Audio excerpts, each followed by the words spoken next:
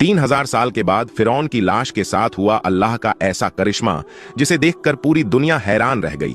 दरअसल हुआ ये कि 3000 साल के बाद फिरौन की लाश से अचानक आवाजें आने लगी, यानी कि फिरौन की लाश अचानक से बोलने लगी, जिसे देखकर वहां पर मौजूद हर किसी की चीखें निकल गईं।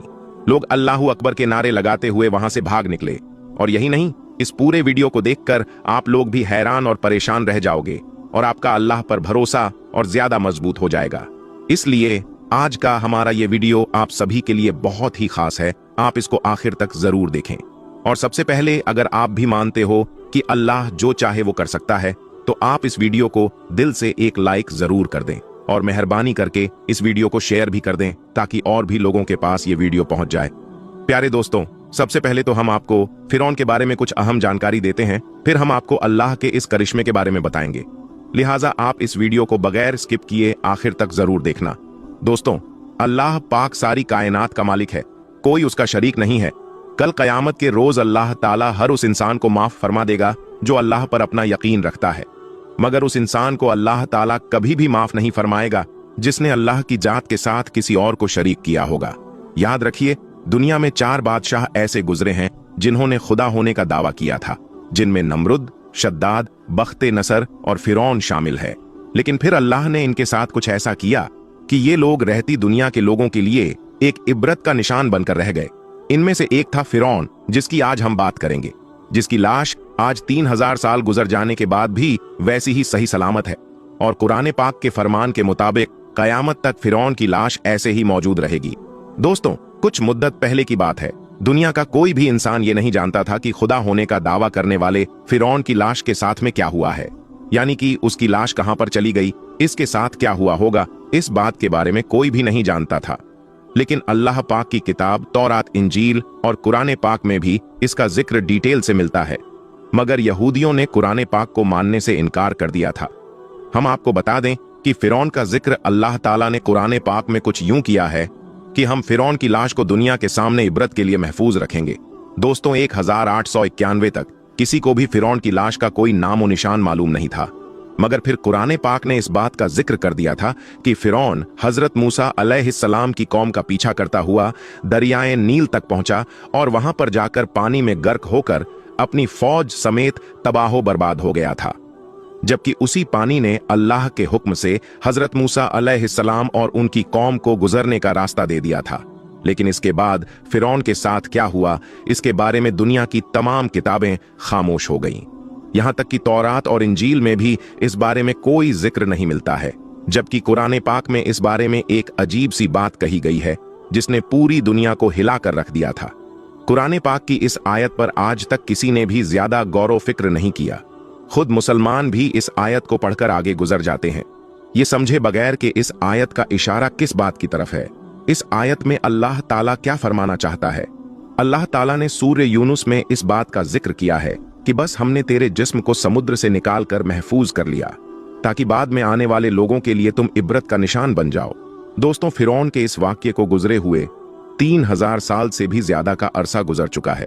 3000 साल पहले तक फिरौन की लाश समुद्र में रही।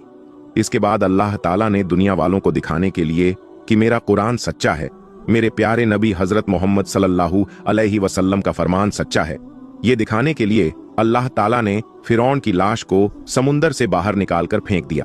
फिर कई दिनों तक फिरौन की लाश समुंदर के किनारे पर पड़ी रही, मगर यहाँ पर अल्लाह की कुदरत देखें।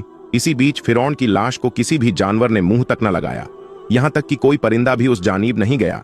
लेकिन फिर एक दिन एक मिस्री शख्स भेड़ बकरियों को चराता हुआ उस तरफ चला गया और उसने फिरौन की लाश को समुंदर के किनारे देख लिया। इसलिए फिर उसने ये खबर मिस्र के वजीर तक पहुंचा दी। इसके बाद फिरौन की लाश को दरबार में लाया गया। फिर उस पर तहकीक के लिए उसे काहिरा ले जाया गया।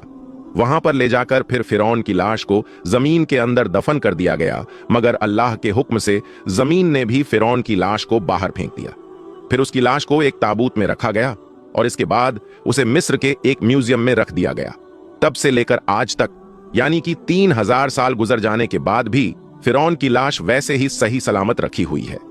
और कुरान पाक के फरमान के मुताबिक कयामत तक फिरौन की लाश ऐसे ही सही सलामत रहकर लोगों के लिए इबरत का निशान बनी रहेगी। ताकि अपने आप को खुदा कहने वाले का ये हाल देखकर आने वाली नस्लें सबक हासिल करती रहेगी। कहा जाता है कि फिरौन का सिर और गर्दन का हिस्सा खुला हुआ है, जबकि जिस्म के बाकी हिस्सों को एक पट्टी में लपेट कर रखा गया है। और कहा जाता है कि फिरौन की नाक का सामने वाला हिस्सा गायब है, उसको दरिया के किसी हैवान ने या किसी बड़ी मछली ने खा लिया था। फिर इसकी लाश को दरिया के किनारे फेंक दिया गया था ताकि ये दुनिया वालों के लिए इबरत का निशान बनकर रह जाए। दोस्तों, इसके बाद से फिरौन की लाश वैसे ही रखी हुई है और हजारों साल गुजर जाने के बाद आज भी फिरौन की लाश पर गोश्त वैसे ही तरोताजा मौजूद है। वल्लाहु आलम ये सच है या झूठ है, मगर ऐसा कहा जाता है कि जिस म्यूजियम में फिरौन की लाश रखी हुई है उस म्यूजियम में चूहे भी छोड़े हुए हैं, जिनको हर साल 15 मार्च के दिन फिरौन की लाश पर छोड़ा जाता है ताकि वो फिरौन के जिस्म का बढ़ा हुआ जो गोश्त होता है उसे खा ले और वापस फिरौन की बॉडी अपने असल दायरे में आ जाए। इसके बाद फिरौन की लाश की ड्रेसिंग की जाती है और फिर उसको वापस शीशे में बंद कर दिया जाता है। इसके बाद 1 साल तक वैसे ही वो शीशे में बंद रहती है। फिर जब अगले साल 15 मार्च का दिन आता है तो उसे फिर से वापस बाहर निकाला जाता है और उसकी बॉडी पर चूहे छोड़े जाते हैं और फिर वापस ड्रेसिंग करके शीशे में बंद कर दिया जाता है। दोस्तों, यही वजह है कि आज हजारों साल गुजरने के बाद भी फिरौने की लाश सही सलामत है। आज पूरी दुनिया अपनी आंखों से देख रही है कि अल्लाह ने किस तरह से फिरौन की लाश को महफूज करके रखा है, किस तरह से दुनिया भर के लोग फिरौन की लाश को देखने के लिए पहुंच रहे हैं। वो फिरौन जो कभी अपने आप को खुदा कहता था, किस तरह से आज उसकी मम्मी पड़ी हुई है। देखने वालों के लिए ये एक इबरत नहीं है तो फिर क्या है कि हजारों साल गुजर जाने के बाद भी फिरौन की लाश सही सलामत वैसे ही पड़ी हुई है। दोस्तों, नेशनल जियोग्राफी की तरफ से अब भी एक ऐसा वीडियो सामने आया है जिसमें देखा जा सकता है कि फिरौन की लाश पर जब किसी बात को लेकर तहकीक की जा रही थी तो उस वक्त अचानक से फिरौन की लाश से कुछ आवाज आने लगी। कहा जा रहा है कि फिरौन के जुबान से जो अल्फाज निकले थे वो इब्रानी जबान के अल्फाज थे और समझने वालों ने बताया कि फिरौन की जबान से जो लफ्ज निकले थे उनका मतलब पता नहीं है। कुछ कहते हैं, यानी कि कुछ लोगों का यह कहना है कि फिरौन की लाश अब अल्लाह अल्लाह पुकार रही है। हालांकि कुछ साइंसदानों का यह भी कहना है कि पूरी दुनिया में इस वक्त इब्रानी जबान बोलने वाला कोई आदमी नहीं मिला और ना ही इस भाषा को समझने वाला कोई जाहिरी तौर पर मिलता है। इसीलिए यह नहीं कहा जा सकता है कि फिरौन की लाश से जो अल्फाज निकले हैं, यानी कि फिरौन ने अपनी जबान में कुछ बोला है, उसका असल में क्या मतलब होता है। लेकिन फिरौन के इस वाक्य को देखकर और सुनकर आज गैर मुसलमान भी इस बात को मानने पर मजबूर हो गए हैं कि बेशक अल्लाह का कुरान पाक सच्चा है और अल्लाह के प्यारे नबी हजरत मोहम्मद सल्लल्लाहु अलैहि वसल्लम का हर फरमान सच्चा है। दोस्तों, फिरौन के इस पूरे वाकये को अल्लाह ताला ने कुरान पाक में कुछ यूं बयान फरमाया है, और हमने बनी इजराइल को दरिया पार करा दिया और फिरौन और उसके लश्कर ने सरकसी और जुल्म से उनका पीछा किया, इसलिए हमने दरिया का पानी चला दिया जिससे वो वहीं पर गर्क होने लगे। हालांकि जब वो गर्क होने लगे तो फिरौन कहने लगा कि मैं इस बात पर अभी ईमान लाता हूं कि अल्लाह के सिवा कोई माबूद नहीं है, अब मैं मुसलमान होना चाहता हूं। तब उससे कहने वाले ने कहा, ऐ फिरौन, तू अब ईमान लाता है, इससे पहले तो तू बड़ा नाफरमान था, तू तो बड़ा फसादी था। आज हम तेरी लाश को हमेशा हमेशा के लिए बचा लेंगे ताकि तू बांध आने वालों के लिए एक इबरत का निशान बनकर रह जाए और तुझे देखकर लोग कयामत तक इबरत हासिल कर सके। दोस्तों, यही वजह है कि फिरौन की लाश को ना ही दरिया ने अपने अंदर रखा और ना ही जमीन ने अपने अंदर रखा। हजारों साल गुजरने के बाद आज भी उसकी लाश वैसे ही महफूज है और कयामत तक फिरौन की लाश ऐसे ही महफूज रहेगी और लोग इसे देखकर इबरत हासिल करते रहेंगे। लिहाजा दोस्तों, हमें भी गुरूर और तकब्बुर से हमेशा बचकर रहना चाहिए। तकब्बुर जो होता है वो हमारे अंदर नहीं होना चाहिए। अल्लाह तबारक व तआला से दुआ है कि अल्लाह पाक हम सबको गुरूर और तकब्बुर से बचाए और अल्लाह पाक हम सबको नेक और अच्छे अच्छे काम करने की तौफीक दे। आमीन, अल्लाहुम्मा आमीन। दोस्तों, अब हम आपको बताएंगे कि कैसे एक बकरी ने इंसान के बच्चे को जन्म दिया। एक ऐसी कहानी जिसे सुनने के बाद आप सबकी रूह तक कांप जाएगी। ये वाकया निहायत ही सबक आमोज और इबरतनाक वाकया है। लिहाजा हमारी आपसे गुजारिश है कि हमारे इस वाकया को आखिर तक जरूर देखिएगा ताकि आपको इस वाकया से इबरत हासिल हो सके। एक दाया का कहना था कि आज जो मंजर मेरे सामने था उसे देखकर मैं हैरान थी। एक शख्स उसकी बकरी को अपने गले से लगाए बैठा था और बकरी के आसपास लोगों का हुजूम था। मैं इस गांव की दाई थी और मैंने इस गांव की आधी से ज्यादा औरतों के यहां विलादत करवाई थी। सब लोगों का मुंह पर बहुत भरोसा था, लेकिन जब मौलवी हैरानी से मेरे पास आया तो मैं हैरान रह गई। कहने लगा, अम्मा, आज आपकी जरूरत पड़ गई है। मैंने कहा कि तुम्हें मेरी जरूरत कैसे पड़ गई? तुम्हारे घर में तो ऐसा मामला हो ही नहीं सकता, क्योंकि तुम्हारी बीवी तो बांझ है। उसने कहा, नहीं नहीं, मुझे आपकी जरूरत तो है, लेकिन अपनी बीवी के लिए नहीं, मुझे आपकी जरूरत बानो के लिए है।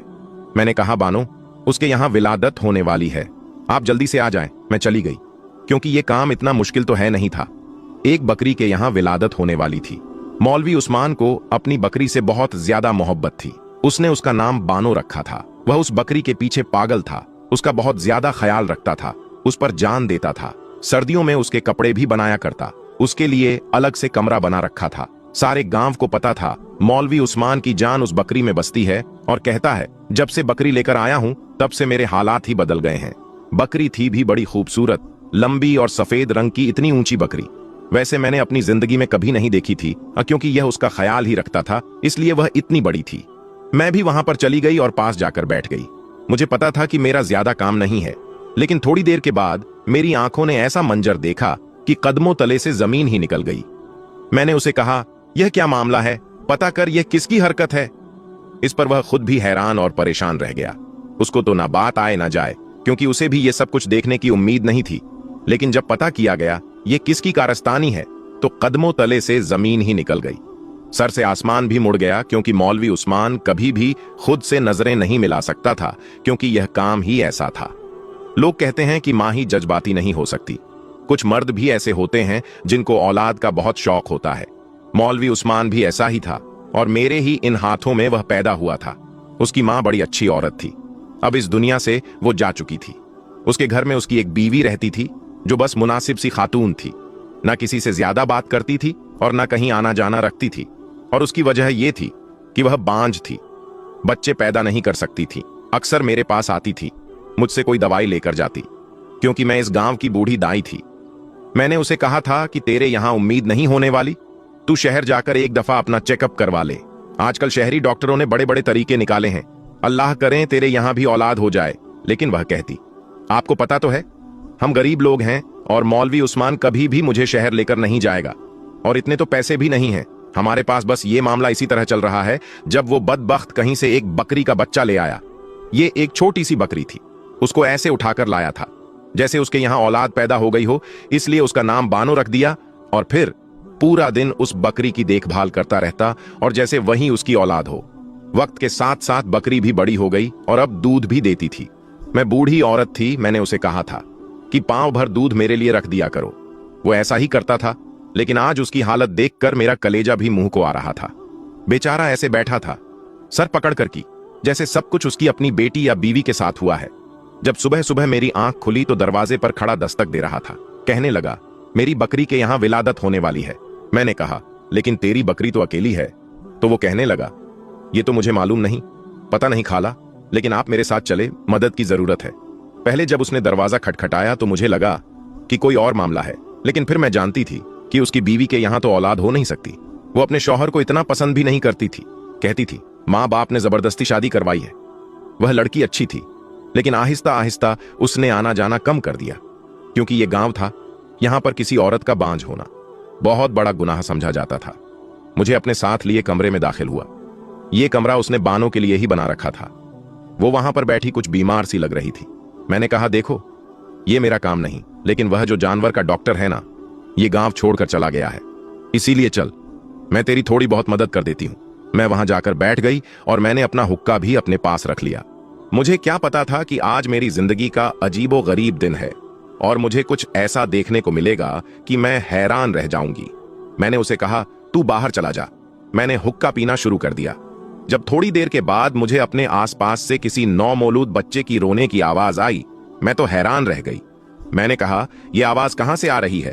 फिर मैंने सोचा कि यह मेरा वहम तो नहीं कि बच्चे की आवाज मेरे दिमाग में गूंज रही है। इतनी औरतों के बच्चे पैदा करवाए थे, इसीलिए ऐसा लगता है ये सब अब मेरे साथ रोज ही होता है। लेकिन जब मैंने एक तरफ देखा तो हैरान रह गई।